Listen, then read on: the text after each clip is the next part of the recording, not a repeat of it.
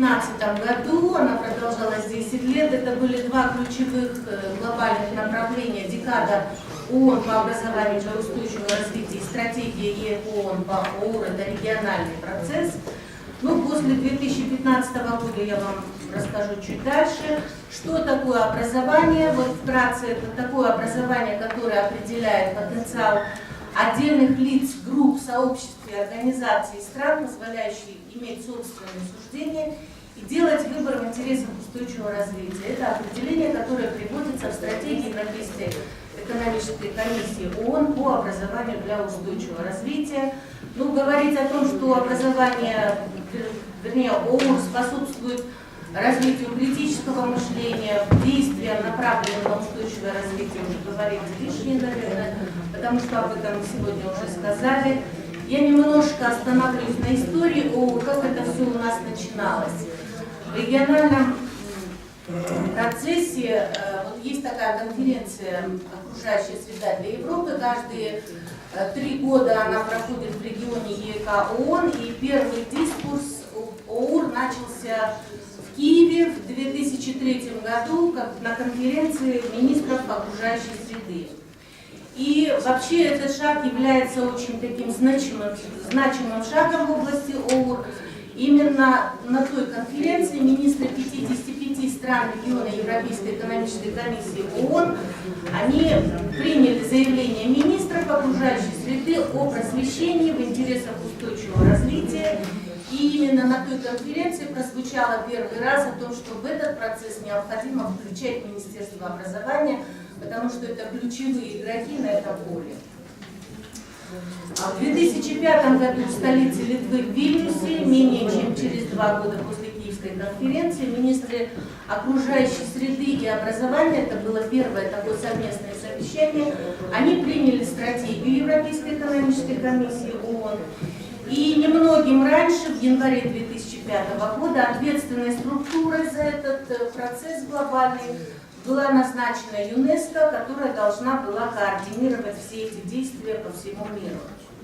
Ну вот здесь небольшая фотография, это делегация Кыргызстана в Литве на большом заседании совместном министров окружающей среды и образования, которое было посвящено ООН. Вот. Ну, стратегия состояла из 3 этапов. Это первый этап до следующей конференции, которая состоялась в 2007 году в Белграде, конференция министров. Там же состоялось совместное заседание министров окружающей среды и образования, где, в общем-то, начали говорить о том, что таким образом мы будем продвигать эти инициативы в дальнейшем в наших странах. Второй этап, он был до 2010 года. К этому этапу страны уже должны были провести обзор тех действий, которые произошли в их стране, и по мере необходимости внести какие-то коррективы, изменения по результатам своей деятельности. И третий этап до 2015 года страны должны были добиться существенного процесса в осуществлении ОУР. Ну и я хочу сказать, что Кыргызстан тоже предпринимал определенные усилия, пришел к сегодняшнему дню с определенными результатами, за которые, в принципе, нам не стыдно. Это ключевые темы ОУР, устойчивого развития, которые были до буквально начала этого года. Сейчас мы знаем, что с 1 января 2016 года официально вступили в силу эти цели устойчивого развития.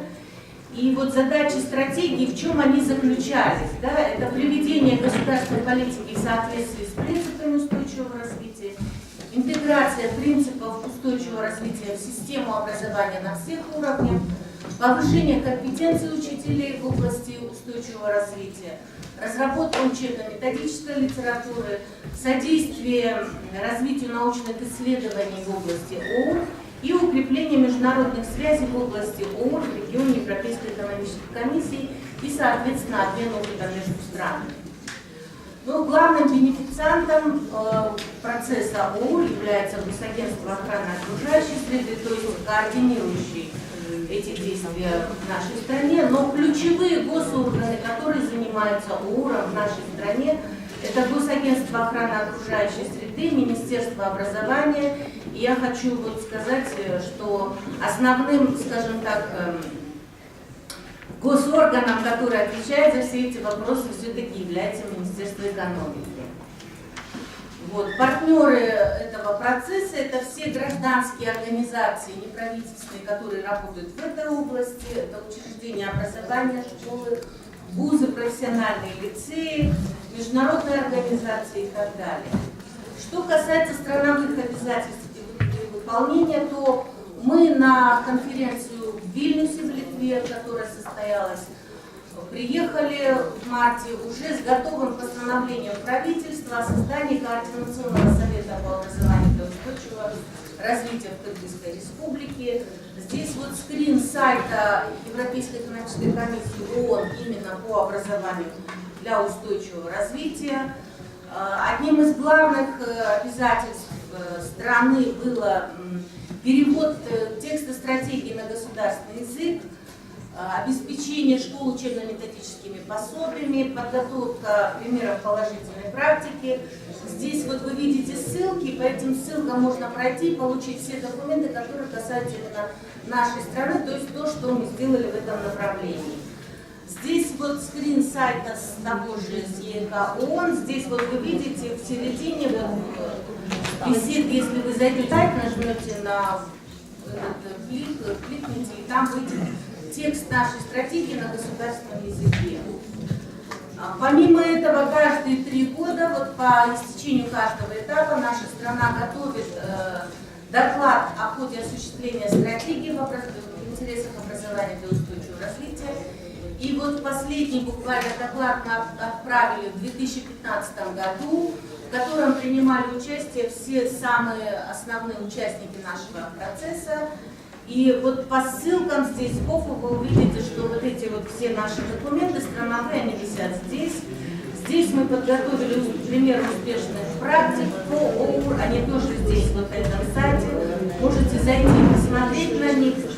Что касается уровня нашей республики на этом региональном процессе, в апреле 2008 года Кыргызстан избран заместителем председателя руководящего комитета Европейской экономической комиссии ООН именно по образованию для устойчивого развития. И в 2011 году к нам из секретариата ЕК ООН по ОУР обратились с просьбой продолжить нашу роль именно вот в этой ипостаси, потому что они оценили очень высоко ту деятельность, которую проводит наша страна в этой области.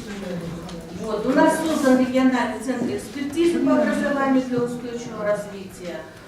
Вот в то же время буквально появляются первые публикации, вот здесь сидят и авторы, и разработчики этих публикаций. Госагентство издает газету «Джерелес», спецвыпуск раз в год, посвященный вопросам образования для устойчивого развития. Здесь вот учебные, методические, это очень такой небольшой объем того, что сделано на самом деле. Очень всего много, я тоже останавливаться не буду. Вот этот вот фестиваль образования, проводимый фондом инициативы Розы Укмбаевой, тоже является одним из таких больших весомых вкладов в нашу деятельность по образованию для устойчивого развития.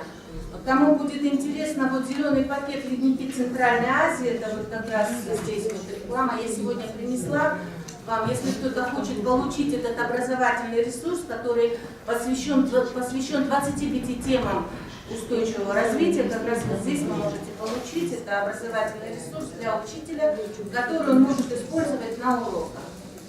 Здесь это экологические акции, которые мы провели по всей республике, ежегодно проводятся не только госагентством, но и организациями гражданского сектора.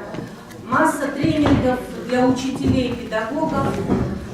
После этого, вот смотрите, с 2013 года по 2018 год у нас страна, значит, принимает национальную стратегию устойчивого развития, которая, в общем-то, очень положительно была встречена на заседании руководящего комитета по образованию для устойчивого развития.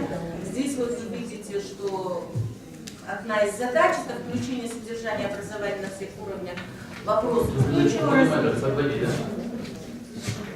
Да, ну вот здесь вот тоже останавливаться на этом не буду. Я скажу, что в плане реализации тоже отражены вопросы ООН. Ну фоне глобальной тенденции, я уже подхожу к концу своей презентации, на 69-й Генеральной Ассамблее ООН был принят проект резолюции о последующих мерах выполнения декады ООН после 2015 года. И здесь вот, значит, опять же, ЮНЕСКО будет лидирующей организацией в этой области, и она будет осуществлять эту деятельность с правительствами стран, организациями системы ООН, фондами и программами, гражданским сектором и другими заинтересованными сторонами, кто будет работать в этой области.